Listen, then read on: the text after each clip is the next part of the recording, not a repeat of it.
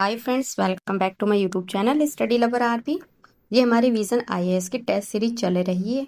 इसमें हम कर रहे हैं हमारा टेस्ट नंबर 6019। लास्ट क्लास में हमने इस टेस्ट के क्वेश्चन नंबर 90 तक कंप्लीट कर लिया था।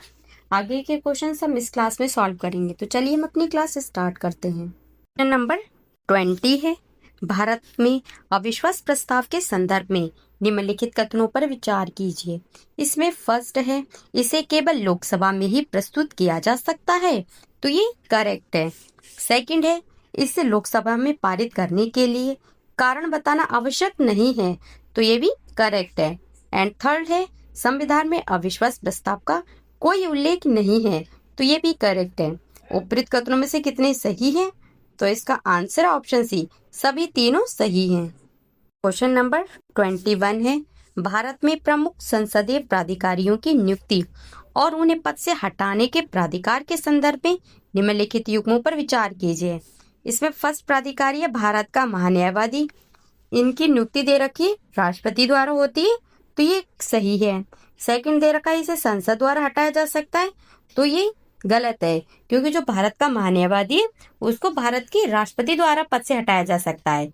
जो महान्यायवादी है वो राष्ट्रपति के प्रसाद पर्यंत पद धारण करता है और उनकी पदच्युति है उसके लिए संविधान में कोई निश्चित अवधि या आधार का निर्धारण नहीं किया गया है, तो फर्स्ट वाला गलत हो गया।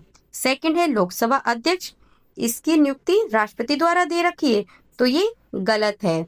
जो लोकसभा अध्यक्ष और उपाध्यक्ष होते हैं उनका चुनाव उसके सदस्य में से जो सदन है उसमें उपस्थित और जो मतदान करने वाले सदस्य हैं उनके साधारण बहुमत द्वारा किया जाता है, तो ये गलत हो गया। और जो उनको पद से हटाना है तो लोकसभा अध्यक्ष को केवल लोकसभा द्वारा पारित एक प्रस्ताव के माध्यम से ही हटाया जा सकता है। ये जो प्रस्ताव है लोकसभा के सभी तत्कालीन जो सदस्य हैं उनके बहुमत से पारित होना चाहिए, तो सेकंड वाला गलत हो गया। थर्ड दे रखे हैं भारत के नियंत्रक एवं महालेखा परीक्षक कैग, तो इनकी नियुक्ति है वो राष्ट्रपति द्वारा होती है, तो ये करेक्ट है। और उनको हटाया जाता है मंत्रिपरिषद के द्वारा, तो ये गलत है। उनकी नियुक्ति भी राष्ट्रपति द्वारा होती है और उनको हटाया भी राष्ट्रपति द्वारा ही जाता है, तो थर्ड भी गलत हो गया। उपयुक्त युग्मों में से कितने सही सुमेलित हैं? तो इसका आंसर ऑप्शन डी, कोई भी सही सुमेलित नहीं है। क्वेश्चन नंबर 22, भारत में प्रमुख संसदीय पदों के संदर्भ में निम्नलिखित कथनों पर विचार कीजिए। इसमें फर्स्ट है, लोकसभा में सदन के नेता का पद प्रक्रिया एवं कार्य संचालन नियमों के अंतर्गत मान्यता प्राप्त है, तो ये करेक्ट है। सेकंड है, विपक्ष के नेता के पद को संवैधानिक मान्यता प्रदान की गई है, तो गलत है, क्योंकि भारतीय संविधान में विपक्ष के नेता का उल्लेख ही नहीं है। यह संसद में विपक्षी नेता वेतन और भत्ता अधिनियम 1977 के तहत सृजित एक वैधानिक पद है, इसलिए इसे कानूनी मान्यता प्राप्त है, किंतु ये संवैधानिक पद नहीं है। उपरोक्त कथनों में से कौन से सही है? तो इसका आंसर ऑप्शन ए, केवल फर्स्ट वाला करेक्ट है, सेकंड गलत है। क्वेश्चन नंबर 23 है, लैंटाना कैमरा, इसके संदर्भ में निम्नलिखित कथनों पर विचार कीजिए। इसे 19वीं शताब्दी में अंग्रेजों द्वारा सजावटी पौधे के रूप में भारत में लाया गया था, तो ये करेक्ट है।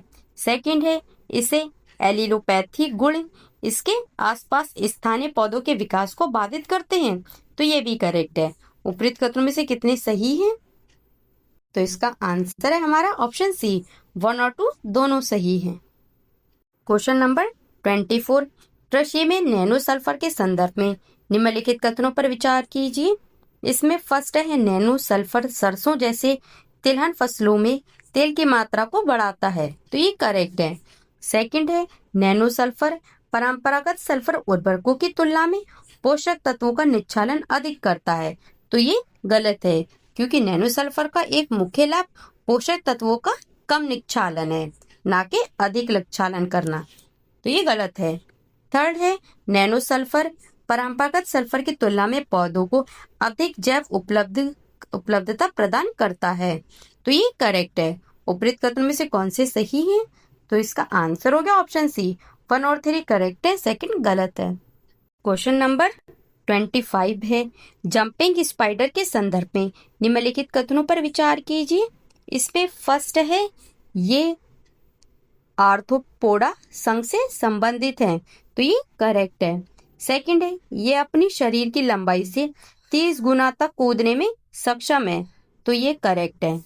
थर्ड है ये केवल सघन उष्णकटिबंधीय वर्षा वनों में पाए जाते हैं, तो ये गलत है। जंपिंग स्पाइडर है ये उष्णकटिबंधीय वर्षा वनों में इनका मिलना आम बात है, किंतु जो जंपिंग स्पाइडर हैं ये केवल इन क्षेत्रों तक ही सीमित नहीं है, बल्कि इनकी जो कुछ प्रजातियां हैं वो उत्तरी और आर्कटिक क्षेत्र हैं उनमें भी पाई जाती हैं। उपरोक्त कथनों में से कौन से सही है? तो इसका आंसर ऑप्शन है 1 और 2 दोनों करेक्ट है, थर्ड वाला गलत है। क्वेश्चन नंबर 26 है, सिंधु जल संधि के तहत निम्नलिखित में से किन नदियों को पश्चिमी नदियों के रूप में वर्गीकृत किया गया है? फर्स्ट है सिंधु, सेकंड है सतलुज, थर्ड है चिनाब, फोर्थ है झेलम। नीचे दिए गए कोड का प्रयोग कर सही उत्तर चुनिए। तो इसका answer option B Sindhu, Chenab और झेलम है। इन तीनों नदियों को पश्चिमी नदियों के रूप में वर्गीकृत किया गया है, और जो सतलुज है ये पूर्वी नदियों में आती है। रावी, व्यास, सतलुज ये तीनों ही पूर्वी नदियों में हैं। तो इसका आंसर है हमारा ऑप्शन बी। क्वेश्चन नंबर 27 है, संयुक्त सैन्य अभ्यास दस्तलीक भारत और निम्नलिखित में से किस देश के बीच आयोजित किया जाता है? तो किसके बीच आयोजित किया जाता है? ऑप्शन सी भारत और किसके? उज्बेकिस्तान। अभ्यास दस्तलीक ये अप्रैल 2025 में भारत और उज्बेकिस्तान की सेनाओं के बीच आयोजित एक द्विपक्षीय सैन्य अभ्यास है। ये मुख्य रूप से संयुक्त राष्ट्र के आदेश के तहत अर्धशहरी क्षेत्रों में आतंकवाद रोधी अभियानों पर केंद्रित है। भारतीय सेना की टुकड़ी ने उज्बेकिस्तान सेना के दक्षिण पश्चिम सैन्य जिले के सैनिकों के साथ भाग लिया है। इस जो अभ्यास है इसका उद्देश्य दोनों सेनाओं के बीच अंतर संचालनीय क्षमता, सर्वोत्तम प्रथाओं को साझा करना और युद्ध की तैयारी को मजबूत करना था। क्वेश्चन नंबर 28 है, भारत की सांस्कृतिक विरासत के से संबंधित निम्नलिखित पांडुलिपियों पर विचार कीजिए। फर्स्ट है भगवद गीता, सेकंड है नाट्य शास्त्र, थर्ड है अर्थशास्त्र एंड फोर्थ है पंचतंत्र। उपयुक्त में से कितनी पांडुलिपियां वो 2025 में यूनेस्को के विश्व स्मृति रजिस्टर में अंकित की गई हैं? तो इसका आंसर ऑप्शन बी केवल 2। कौन कौन सी? भगवद गीता और नाट्य शास्त्र। क्वेश्चन नंबर 29 है, हाल ही में भारत सरकार द्वारा पीएम युवा 3.0 योजना शुरू की गई। इसका प्राथमिक उद्देश्य है, तो क्या है इसका प्राथमिक उद्देश्य? ऑप्शन सी पढ़ने लिखने और साहित्यिक संस्कृति को बढ़ावा देने के लिए युवा लेखकों को मार्गदर्शन प्रदान करना। उच्च शिक्षा विभाग के अंतर्गत शिक्षा मंत्रालय द्वारा 11 मार्च 2025 को पीएम युवा 3.0 युवा उभरते और बहुमुखी लेखक योजना शुरू की गई थी। यह भारत में एक जीवन साहित्यिक संस्कृति को बढ़ावा देने के उद्देश्य से प्रधानमंत्री के प्रमुख मार्गदर्शन कार्यक्रमों का तीसरा संस्करण है। बात करें इसके कार्यान्वयन एजेंसी की, तो राष्ट्रीय पुस्तक न्यास NBT भारत जो इस योजना के क्रियान्वयन और कई भारतीय भाषाओं में पुस्तकों के प्रकाशन की देखरेख करेगा। क्वेश्चन नंबर 30 है, अभ्यास वरुण 2025 के संदर्भ में निम्नलिखित कथनों पर विचार कीजिए। इसमें फर्स्ट है यह भारत, फ्रांस और यूनाइटेड किंगडम का एक त्रिपक्षीय अभ्यास है। तो ये गलत है, क्योंकि जो वरुण है ये त्रिपक्षीय नहीं बल्कि द्विपक्षीय अभ्यास है। किस किस का? भारत और फ्रांस का, ना कि त्रिपक्षीय है। तो ये गलत हो गया। सेकंड है इसका उद्देश्य संयुक्त अभियानों के माध्यम से समुद्री सहयोग और अंतर संचालनीयता को बढ़ाना है। तो ये करेक्ट है। उपरोक्त कथनों में से कौन सी सही है? तो इसका आंसर ऑप्शन बी केवल 2 करेक्ट है, फर्स्ट वाला गलत है। क्वेश्चन नंबर 31 है, भारतीय तंबाकू बोर्ड के संदर्भ में निम्नलिखित कथनों पर विचार कीजिए। इसमें फर्स्ट है इसकी स्थापना भारत में तंबाकू के उत्पादन और गुणवत्ता को विनियमित करने के लिए तंबाकू बोर्ड अधिनियम 1975 के तहत की गई थी। तो ये करेक्ट है।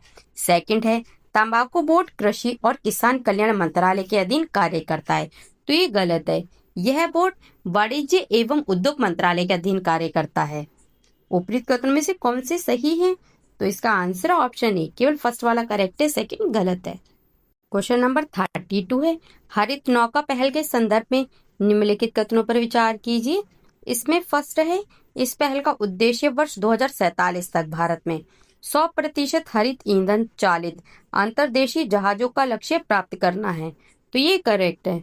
सेकंड है, यह बंदरगाह, जहाजरानी और जलमार्ग मंत्रालय द्वारा अंतर्देशीय जलमार्ग जहाजों को हाइड्रोजन जैसे पर्यावरणीय रूप से संधारणीय ईंधन में परिवर्तित करने की सुविधा के लिए शुरू किया गया है। तो ये करेक्ट है।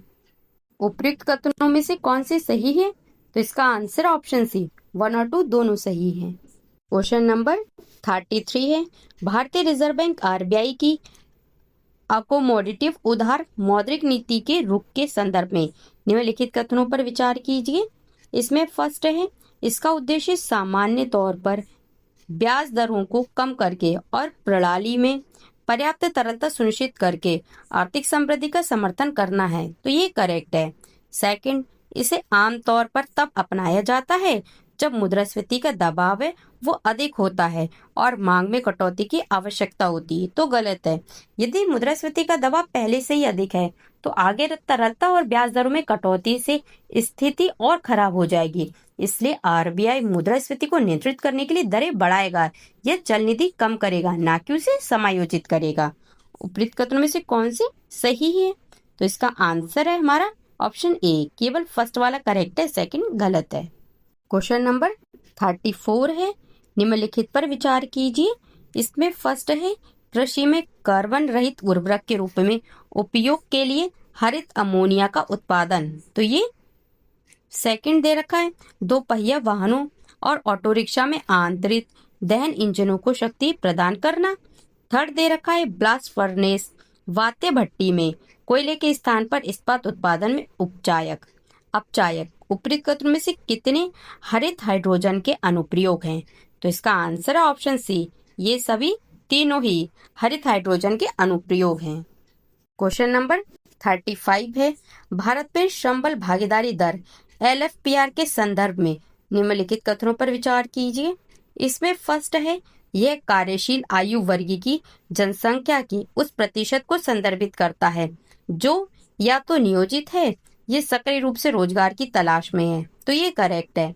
सेकंड दे रखा है, ग्रामीण क्षेत्रों में महिला श्रम बल भागीदारी दर LFPR शहरी क्षेत्रों की तुलना में काफी कम है। तो ये गलत है, क्योंकि ग्रामीण क्षेत्रों में महिला श्रम बल भागीदारी जो दर है वो शहरी क्षेत्रों की तुलना में काफी अधिक है, ना कि कम है। तो इस तरह से ही गलत हो गया। उपयुक्त कथनों में से कौन से सही है? तो इसका आंसर ऑप्शन ए, केवल फर्स्ट वाला करेक्ट है, सेकंड गलत है। क्वेश्चन नंबर 36 है, हाल ही में सुर्खियों में रहे इसरो के स्पेडेक्स मिशन का मुख्य उद्देश्य है। तो क्या मुख्य उद्देश्य है? इसका आंसर है बी, ऑर्बिट में चक्कर लगाने वाले 2 अंतरिक्ष यानों के बीच स्वायत्त डॉकिंग का प्रदर्शन करना। क्वेश्चन नंबर 37 है, प्रधानमंत्री इंटर्नशिप योजना के संदर्भ में निम्नलिखित कथनों पर विचार कीजिए। इसमें फर्स्ट है, इस योजना का लक्ष्य है वो भारत भर में 5 वर्षों से अधिक अवधि के लिए 1 करोड़ युवाओं को व्यावहारिक जानकारी प्रदान करना है। तो ये करेक्ट है। सेकंड, विनिर्माण, कृषि और स्वास्थ्य देखभाल जैसे क्षेत्रों में इंटर्नशिप के अवसर उपलब्ध हैं। तो ये करेक्ट है। थर्ड है, इस योजना के तहत प्रदान किया जाने वाला पूरा स्टाइपेंड वृत्ति इंटर्न की मेजबानी करने वाली निजी क्षेत्र की कंपनी द्वारा वहन किया जाता है। तो ये गलत है, क्योंकि जो स्टाइपेंड वृत्ति कंपनी द्वारा पूरी तरह से भुगतान नहीं किया जाता है, इसके बजाय सरकार है वो प्रति माह 4500 रुपए का भुगतान करती है। तो ये गलत है। उपयुक्त कथनों में से कौन सी सही है? तो इसका आंसर ऑप्शन ए, केवल 1 और 2 करेक्ट है, थर्ड गलत है। क्वेश्चन नंबर 38 है, भारत सरकार द्वारा हाल ही में क्रियान्वित मिशन अमृत सरोवर का मुख्य उद्देश्य है। तो इसका आंसर ऑप्शन सी, जल सुरक्षा और संरक्षण को सुदृढ़ करने के लिए पूरे भारत में जल निकायों का जीर्णोद्धार और विकास करना। तो फ्रेंड्स, आज की वाली क्लास हम यहीं पे एंड करते हैं। आगे के क्वेश्चन हम नेक्स्ट क्लास में करेंगे। तब तक के लिए थैंक यू। जय हिंद।